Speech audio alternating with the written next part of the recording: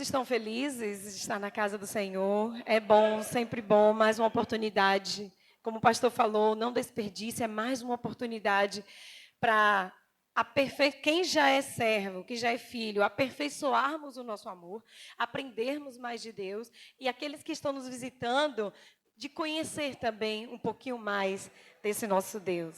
Eu quero ler um texto que eu amo muito e que revela o verdadeiro sentido do Evangelho, que é, quando a gente pensa em culto de retorno, irmãos, fala um texto aí que talvez você pensa, vamos pregar esse texto. Culto do retorno, o que é que você pensa? Filho pródigo, né? Vamos falar do filho pródigo? Lucas capítulo 15. Mas o Senhor me deu algo diferente aqui para falar sobre ele. E é um texto lindo, eu vou ler todo o texto, tá? Com vocês, do 11 até o 32. Eu queria que as meninas fossem rápidas aí no passar. Não precisa esperar muito, não, vai passando, tá? Pra gente. Amém? Acharam aí? Quem gosta de ler na Bíblia? Lucas 15, versículo 11. Diz assim: Jesus está contando algumas parábolas. E ele diz... E Jesus continuou. Um homem tinha 2 filhos. O mais novo reivindicou do seu pai. Pai, dai-me a parte da herança a que tenho direito. E consentindo, o pai repartiu sua propriedade entre eles. Não se passou muito tempo e o filho mais novo reuniu tudo o que tinha, partindo para terras distantes, e lá esbanjou todos os seus bens, vivendo de forma irresponsável. Coincidentemente, após haver gasto tudo o que possuía, abateu-se sobre toda aquela região uma grande fome. E ele começou a passar muita necessidade. Você pode dizer comigo, fome? Por esse motivo, foi empregar-se com um dos cidadãos daquela região, que o mandou para o campo a fim de cuidar dos porcos. Ali chegou a ter vontade de encher o estômago com as vagens de alfarrobeira. Meu Deus, o que é isso? Alfarrobeira. Essa tradução traz diferente. Com as quais os porcos eram alimentados. É a comida, a ração dos porcos. No entanto, ninguém lhe dava absolutamente nada. Foi quando, caindo em si, diga, caindo em si, falou consigo mesmo: quantos empregados de meu pai têm comida com fartura? E eu aqui morrendo de fome. Diga, morrendo de fome. Levantar-me-ei, tomarei o caminho de volta para meu pai. E ao chegar, lhe confessarei: Pai, pequei contra o céu. Diga, contra o céu e contra ti. Não sou mais digno de ser chamado teu filho. Trata-me como um dos teus trabalhadores. E logo em seguida levantou-se e saiu na direção do pai. Vinha caminhando ele ainda distante, quando seu pai o viu. Diga, o seu pai o viu. E pleno de compaixão, correu ao encontro do seu filho e muito o abraçou e beijou. Diga, compaixão. Vai falar muita coisa hoje à noite, né, irmão? Então o filho lhe declarou: Pai, pequei contra o céu e contra ti. Não sou mais digno de ser chamado teu filho. Entretanto, o pai ordenou aos seus servos: trazei depressa a melhor roupa, vestiu com distinção, ponde-lhe o anel de autoridade e as sandálias de filho. Também trazei um novilho gordo e o preparai. Comamos, façamos uma grande festa e regozijemo-nos. Porquanto este meu filho estava morto e voltou à vida, estava perdido e foi encontrado. E começaram a celebrar o seu regresso. Diga, celebrar. Entretanto, entre mentes, o filho mais velho estava no campo. Quando foi se aproximando da casa do pai, ouviu o som da música e das danças. Diga, festa. Então chamou um dos servos e indagou-lhe sobre o que estava acontecendo. Este informou: teu irmão regressou. E o teu pai mandou matar o novilho gordo, porque o recebeu de volta são e salvo. Mas o filho mais velho encheu-se de ira e negou-se a entrar. Então o pai saiu e insistiu com ele. Porém ele replicou ao pai: há tantos anos tenho trabalhado como escravo para ti, sem nunca ter desobedecido a uma só ordem tua. Contudo, tu nunca me ofereceste nem ao menos um cabrito, para que pudesse festejar com os meus amigos. No entanto, chegando em casa, esse teu filho, que pôs fora os teus bens com prostitutas, tu ordenastes matar o novilho gordo para ele? Então lhe arrazoou o pai: meu filho, tu sempre estás comigo, tudo que possuo é igualmente teu. Porém, nós tínhamos que celebrar muito a volta deste teu irmão e regozijarmos-nos, porque ele estava morto e reviveu, estava sem esperança e foi salvo. Diga, reviveu. Acabou? Acabou. Que passagem linda, irmãos. É ou não é? Talvez, eu fiz questão de ler todas, porque nós temos muitos visitantes nesta noite. E talvez você nunca ouviu essa história. Mas é uma passagem linda. E uma passagem que nos revela exatamente o propósito de Deus para as nossas vidas. Jesus, quando contou esta passagem, essa parábola, ele está revelando para a humanidade qual o propósito de Deus para a humanidade. Você sabia que o propósito de Deus, quando enviou Jesus, foi revelar, não Deus para a humanidade. Ele não veio, irmãos, para revelar Deus, para revelar o Senhor. Ele veio para revelar quem? Para revelar o Pai.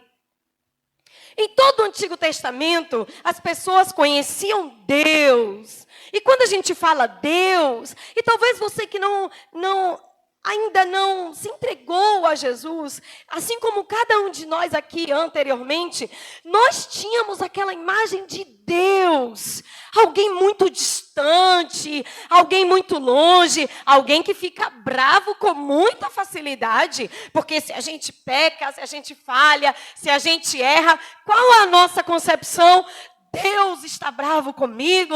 E às vezes a gente ouve muitas pessoas pregarem, em praças públicas, em dizer: Deus vai mandar um juízo, vai te lançar no inferno. E foi criado na nossa, não que não seja verdade, mas foi criado na nossa mente uma narrativa de um Deus que está lá em cima, bem distante, o tempo todo nos cobrando: faça isso, faça aquilo outro, porque se você não fizer, eu não gosto de você, eu estou bravo com você. E eu preciso pedir perdão aos nossos visitantes, porque um dia foi assim que a igreja, muitas vezes, é verdade, e eu estou falando isso aqui publicamente, está sendo gravado, porque hoje tudo é gravado, né? A igreja tratou de afastar as pessoas mais de Deus do que de aproximar.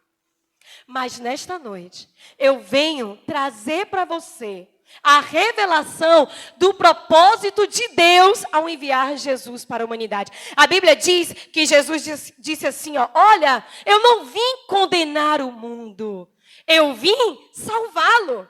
E por que Jesus fala isso? Porque antes de Jesus vir, todos nós estávamos condenados. A Bíblia diz que Deus olhou do céu e não viu nenhum justo. Ninguém era bom o suficiente. Estávamos todos perdidos, longe de Deus. Mas quando Jesus vem, ele vem exatamente para nos aproximar de Deus. E melhor, ele veio exatamente para nos aproximar diga Pai, do Pai. A primeira coisa para você entender o Evangelho é parar de olhar para Deus como um velhinho sentado no trono, um Senhor mal-humorado, e passar a olhar para Ele como um Pai. E como um Pai de amor. E que prova disso, irmãos? Quando a gente vai lá para o livro de Lucas, presta atenção aqui os crentes. Os crentes, presta atenção aqui, toda a igreja, presta atenção aqui. Nós não gostamos da Bíblia na parte de genealogia, é ou não é? Você está lendo a Bíblia e aí começa a genealogia. É quando na Bíblia vai falando, fulano era filho de Beltrano, que era filho de Cicrano, que era filho de Mengano, e vai. Mas tem muita coisa linda nas genealogias. E eu lendo a Bíblia esses dias, eu descobri lá na genealogia de Lucas, do livro de Lucas, lá no versículo 38, Deus vai falando a genealogia de José, de Jesus. E aí vai falando Jesus, que era filho de José, José, que era filho de Beltrano. E ele vai voltando, até Adão. E quando chega em Adão, ele diz, e filho de Sete, e este filho de Adão, e Adão era filho de Deus. Filho, Adão, filho de Deus. O que Deus era para Adão, irmãos? Pai. Ele não é apenas um Deus. Ele não é apenas um Senhor. Ele é Deus. Ele é Senhor. Todo mundo, a humanidade inteira sabe disso. Mas o que a humanidade não sabe e que Jesus veio revelar é que além dele ser Deus, além dele ser Senhor, ele principalmente é Pai. Pai. Quando Deus criou o mundo, que ele criou Adão e Eva, ele disse, eu vou fazer os meus filhos a minha imagem, conforme a minha semelhança. Eu vou fazer os meus filhos parecidos comigo, igual a mim. E a Bíblia diz, irmãos, que toda tarde o Senhor, a Bíblia diz que o Pai criou o mundo inteiro. Todas as maravilhas, tudo que nós pagamos caro para conhecer. As cachoeiras, as praias, os lugares mais belos dessa humanidade. O Pai criou tudo primeiro. Ele arrumou a casa toda primeiro. E por último, o que ele criou? Os filhos. Para dizer, filhos, eu cuido de vocês. Eu cuido de vocês, eu dou o melhor para vocês. Pegou os filhos, Adão e Eva, e levou para um jardim, um lugar fechado, um lugar bonito, protegido. E a Bíblia diz que ali o Pai todo dia vinha para estar com eles, para ter comunhão, para se relacionar. Jesus veio ao mundo para revelar o Pai para nós. Este Pai de amor. Só que a Bíblia diz, irmãos, que o pecado deformou a nossa imagem. Nós fomos criados à imagem e semelhança do Pai. Mas quando o pecado ele entra, ele deforma a nossa imagem. Deforma a nossa imagem. E aí o pecado fez essa separação entre o Filho e o Pai. Mas quando Jesus veio, ele veio para revelar. E nessa passagem, nós vemos exatamente isso. Um pai que está à espera, ansioso à espera do filho. Aleluia. Até aqui os irmãos entenderam? Diga amém. Estão acompanhando? Os nossos visitantes estão acompanhando?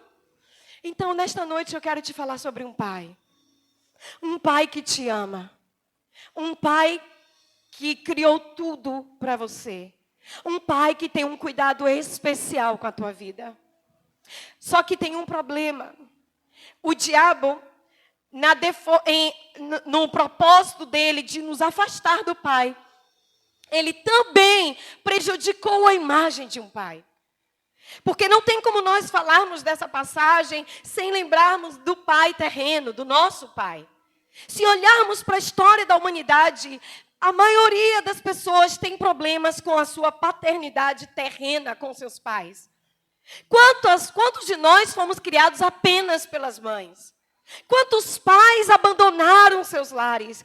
Quantos pais estavam dentro de casa, mas estavam ausentes? Quantos pais trouxeram uma imagem ruim, negativa, de o que é ser pai para os seus filhos? E, de certa forma, nós projetamos em Deus essa imagem do nosso pai terreno. E muitas vezes não conseguimos entender o amor do Pai Celestial, porque não tivemos um amor genuíno, puro do Pai terreno. Só que nesta noite eu quero dizer para você, o teu pai pode ter falhado com você.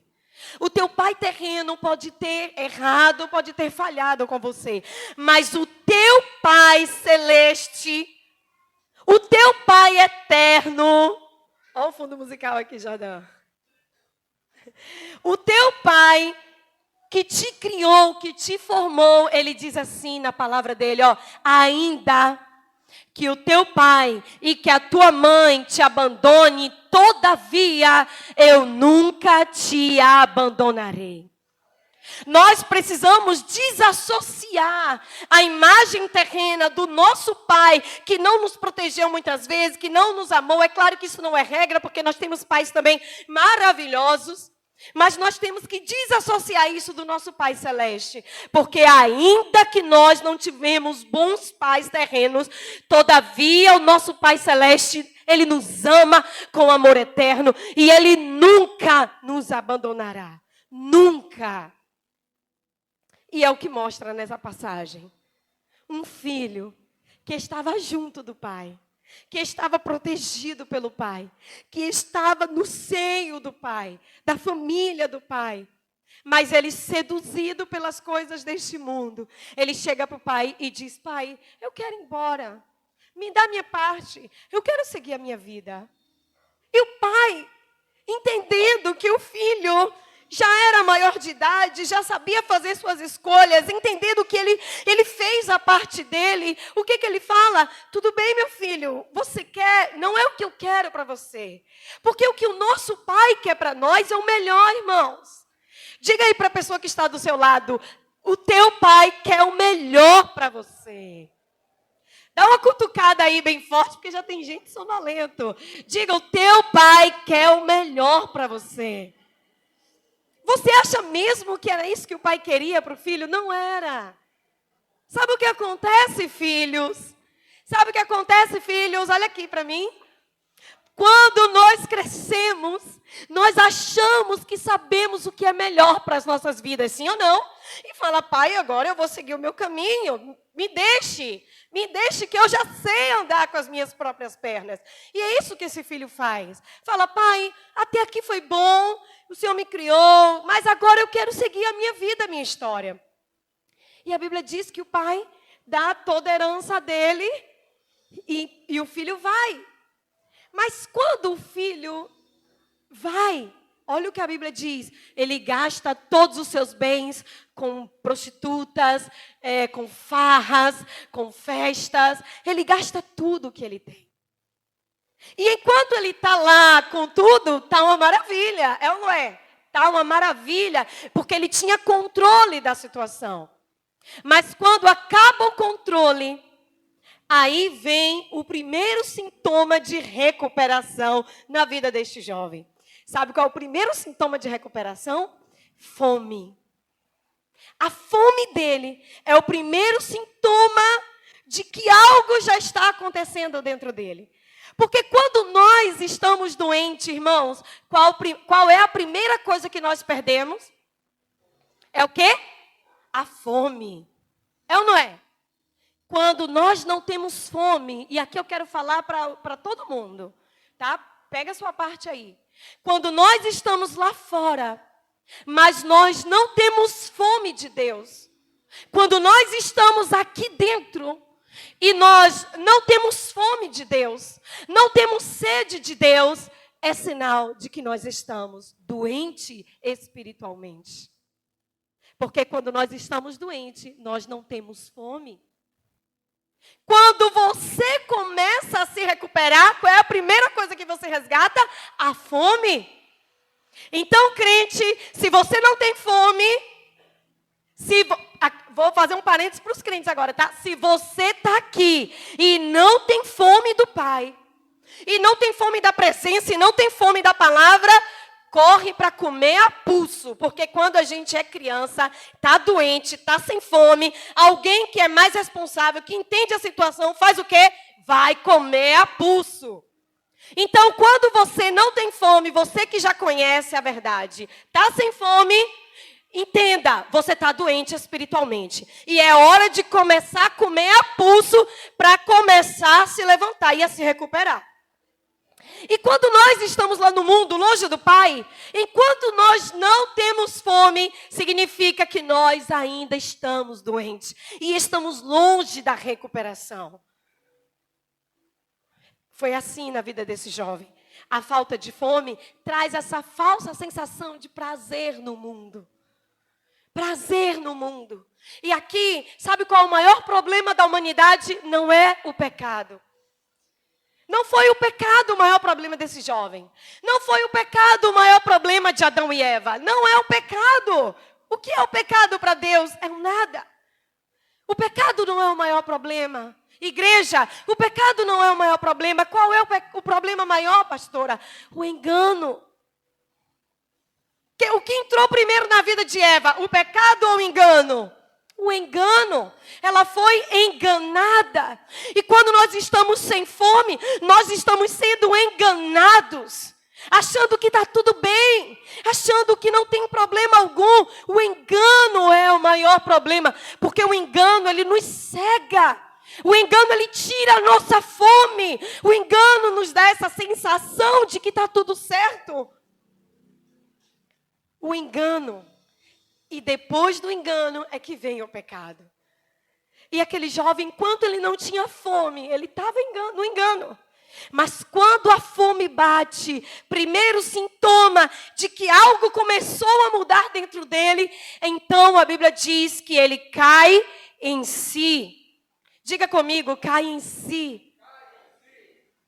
O que é cair em si, irmãos? É o reconhecimento. É o olhar para a sua situação. É o olhar ao seu redor. Eu costumo dizer, tá tudo perfeito. Tá tudo maravilhoso. Se você começar a ter fome e cair em si, e você olhar, abrir os olhos, você vai perceber que alguma coisa te falta. E o que te falta é exatamente a presença do teu Pai. O que te falta é exatamente a comunhão com o teu Pai.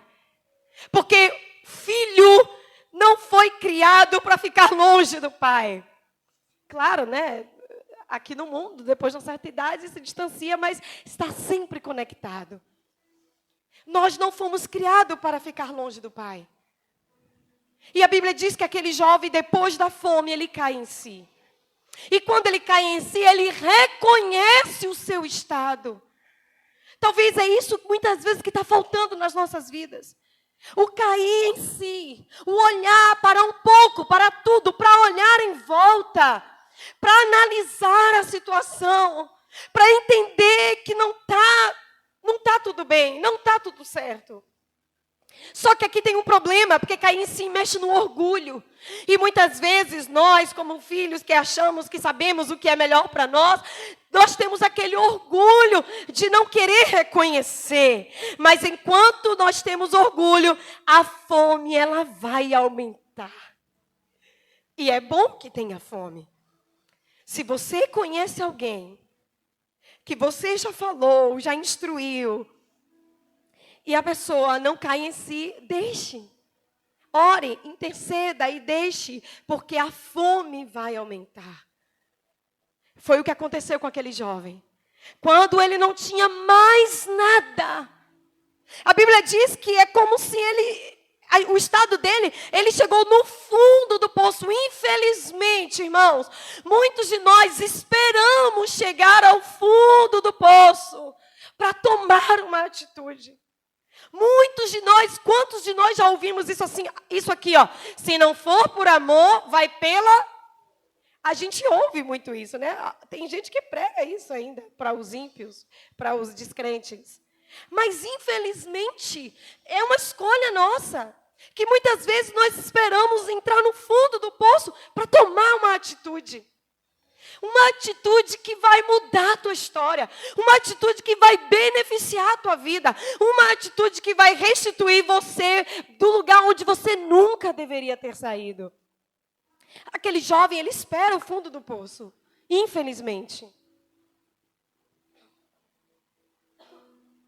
Quando não tem mais nada, quando a fome assolou o local que ele estava, quando ninguém tinha mais emprego para dar para ele, quando ninguém tinha mais comida para dar para ele, e o estado dele é tão lamentável que ele olha para os porcos e olha para a comida dos porcos e diz: eu estou com tanta fome que eu quero comer aquela comida.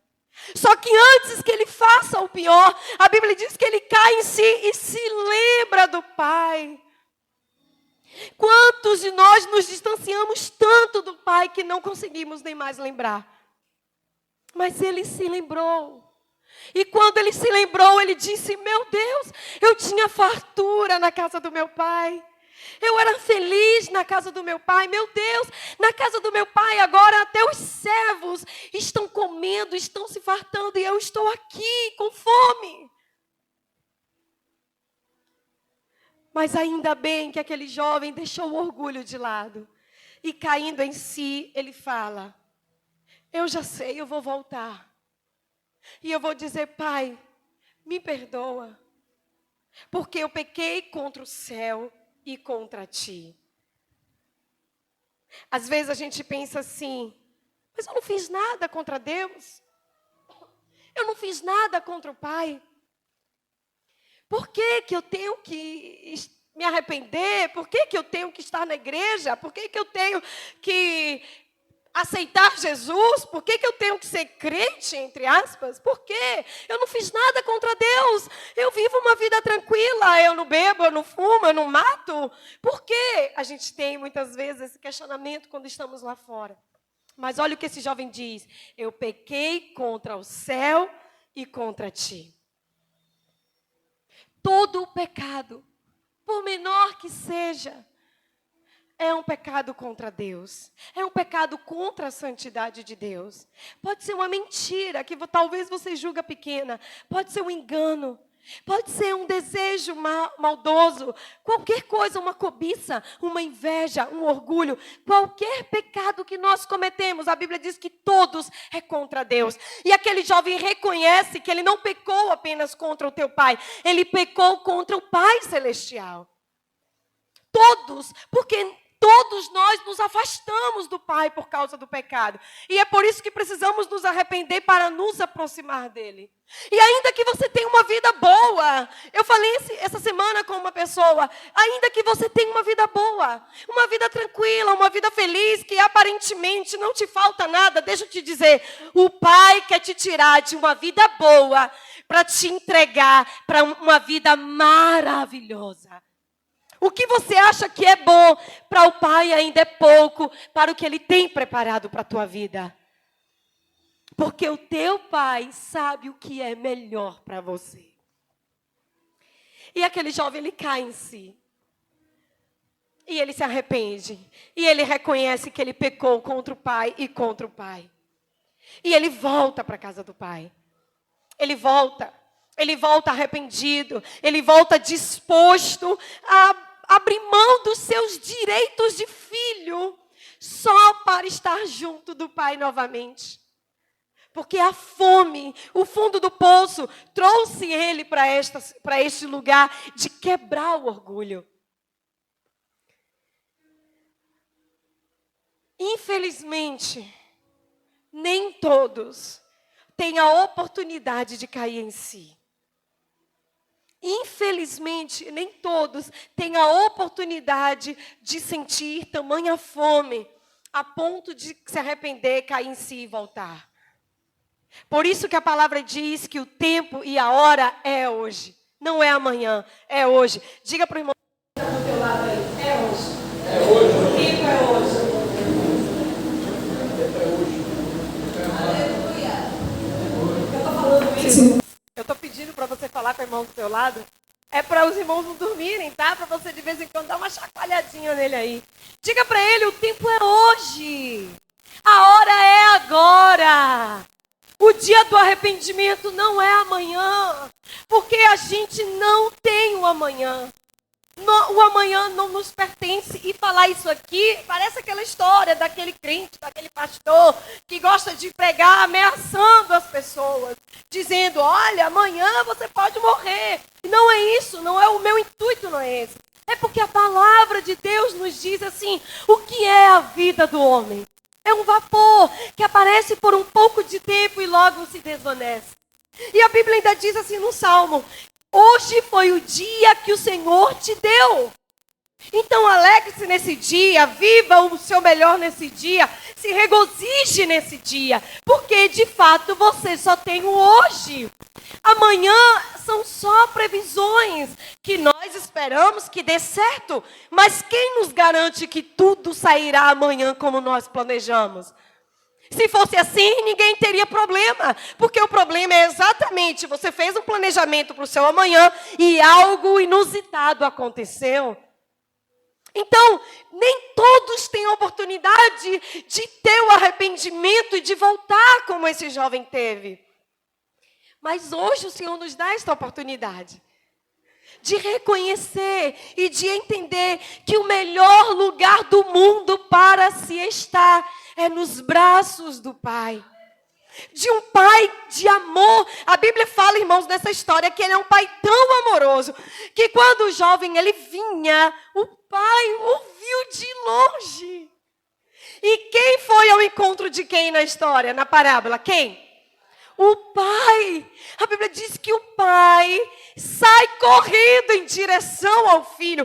A Bíblia diz que o pai, tomado de compaixão e de amor, ele sai correndo em direção ao filho. E o que esse pai faz, irmãos? Ele diz assim, cadê minha herança? O que tu fez com o que eu te dei? Por que você estava pecando? Olha, se você está querendo voltar, então a gente vai ter que acertar as contas. É isso que o pai fala, irmãos? Não. O que o pai faz? Ele nem procura saber. Ele nem pergunta sobre nada. Ele vê o filho, ele se apaixona pelo filho, ele ama o filho, ele se compadece do filho. E a Bíblia diz que ele abraça o filho. E ele beija o filho. Talvez este é o Deus que não te contaram. Este é o Deus que você não conhecia, mas este é o Deus que nós servimos. Amém, Missão e Fé? Um Deus que é Pai, um Pai de amor. A Bíblia diz que ninguém teve maior amor do que Ele, de enviar o próprio Filho Jesus para morrer na cruz exatamente para nos aproximar dEle. Quando a gente diz que foi Deus que nos escolheu primeiro, é por isso, irmãos. Quem planejou a reaproximação, o reencontro, quem planejou o nosso relacionamento com Ele não foi a gente, não foi a nossa necessidade, não foi a nossa fome, foi Ele que planejou tudo isso primeiro. Esse é o teu Pai, que quer mudar a tua história, que quer sair ao teu encontro, que está com saudade de você, que quer te dar um abraço apertado, que quer te beijar, quer te colocar no colo, quer dizer, filho, volta para casa, aqui é o teu lugar. E ele vai dizer, bora gente, prepara tudo aí, eu quero um banquete muito farto, faça uma festa linda, porque o meu filho que estava morto reviveu, o meu filho que estava perdido, ele foi achado. Ele não te condena, ele não veio para te condenar, ele veio para te salvar. E sabe, deixa eu te dizer uma coisa, talvez você conheça por aí alguns filhos mais velhos, que não conhece o pai, mora na casa do pai. Eu estou falando aqui agora só para os visitantes. Você que não é cristão ainda, deixa eu te dizer, talvez, você lembra do filho mais velho da história que a gente leu? Rancoroso, invejoso, ficou com raiva, porque o pai tratou o filho daquele jeito. Talvez você conheça um filho mais velho aí fora, porque aqui na Missão em Fé eu creio que não tem não. O filho mais velho, eu vou explicar para você, é aquele crente que está na casa do pai, mas não conhece o pai. Não conhece. E talvez você tenha olhado para esse filho mais velho e tenha dito assim, eu ser crente igual a ele. Deixa eu te dizer. A Bíblia diz, está aqui, que tem muita gente que anda na casa. Está no meio da multidão. Jesus está para lá, ele corre atrás. Jesus foi ali, ele vai para lá. Jesus está aqui, ele está no meio. Mas ele não conhece o Pai. Ele está no meio, ele está interessado em alguma coisa. Ele quer um milagre, ele quer uma bênção. Ele gosta da muvuca, da multidão, mas não conhece o Pai. Visitantes, não olhe para eles. Não olhe para eles. Pastora, como eu sei que esse crente é um filho e que conhece o Pai? Quando a Bíblia diz que quando transbordar dele amor, quando ele for um apaixonado pelo Pai, quando não sair da boca dele nunca esta palavra, eu estou cansado, eu vou desistir, eu não aguento mais, porque ser crente é ruim, ser crente é difícil. Esse não conhece, porque quem conhece o Pai é, Senhor, como é bom estar na tua presença, como é bom estar na minha família junto com os meus irmãos, como é bom te adorar. Obrigada pela vida nova que o Senhor me deu, obrigada pela história nova que o Senhor escreveu para mim. Então não olha para esses filhos mais velhos não, combinado? Visitantes, combinado? Não olha para esses filhos mais velhos, porque esses são que atrapalham o processo. E a Bíblia diz que ai deles, viu? Fiquem em paz, ai deles. Porque esses são aqueles que estão na porta, nem entra nem deixa ninguém entrar. Mas a Bíblia diz, ai deles. Só que não tem só filho mais velho.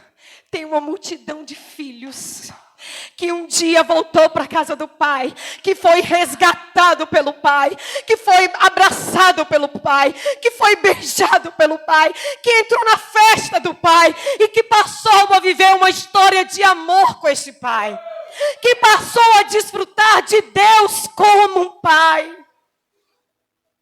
E é esse Pai que eu quero te apresentar nesta noite, que mudou a minha vida, que me resgatou da lama, que me tirou de um charco de lodo.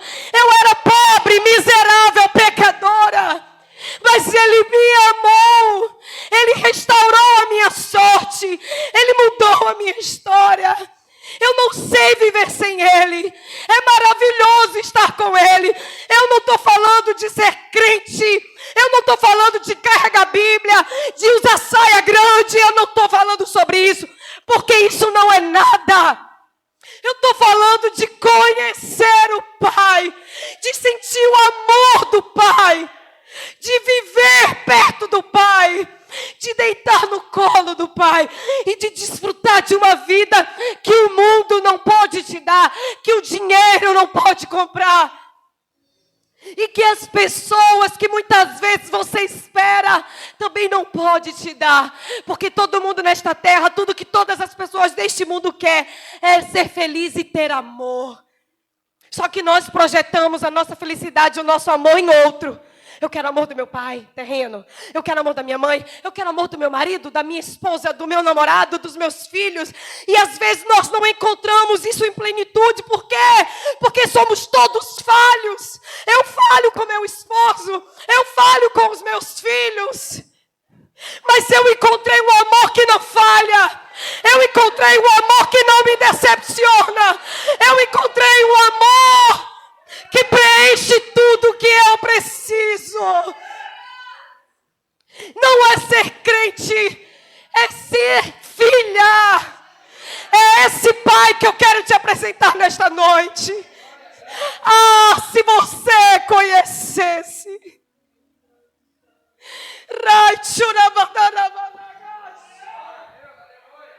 Ah, se você conhecesse. Ah, se nós pudéssemos arrancar o que nós temos aqui dentro e colocar só uma gotinha dentro do teu coração, você ficaria tão arrependido de não ter se entregue a Ele antes. Porque este é o arrependimento de todos que conheceram o Pai. Por que eu sofri tanto neste mundo? Por que eu permiti que o diabo me pisasse tanto? Por que eu sofri tanto? Sendo que o Pai está dizendo, eu não quero que você sofra. Longe de mim, não. É bem verdade que no mundo tereis aflições. Mas eu quero você perto de mim, porque você perto de mim, você vai saber passar pelas aflições. Você vai ter o meu consolo, você vai ter o meu conforto, você vai ter a minha esperança, você vai ter a minha alegria. É esse Pai que eu te apresento nesta noite.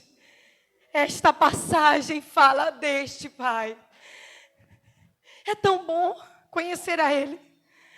É tão bom ser filha e desfrutar do amor dEle. É tão bom. Ah, se você conhecesse o dom de Deus.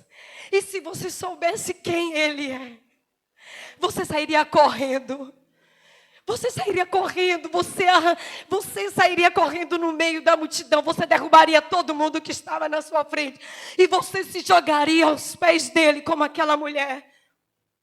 E você diria, eu só quero tocar na pontinha da roupa dele. É tudo que eu preciso.